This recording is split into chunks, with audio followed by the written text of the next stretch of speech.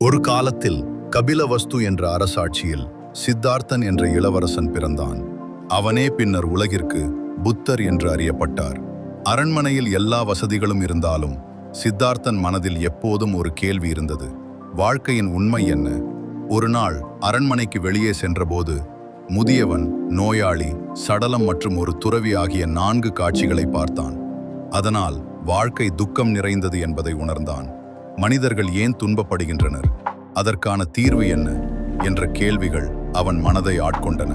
29 வயதில் தனது மனைவி யசோதரையையும் மகன் ராகுலனையும் விட்டு உண்மையை தேடி அரண்மனையை விட்டு வெளியேறினார்.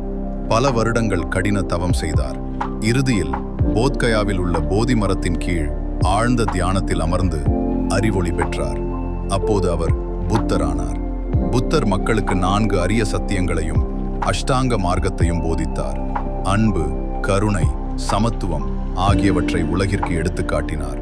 அவரது போதனைகள் இன்றும் உலகம் முழுவதும் மனிதர்களுக்கு அமைதியையும் வழிகாட்டுதலையும் வழங்குகின்றன.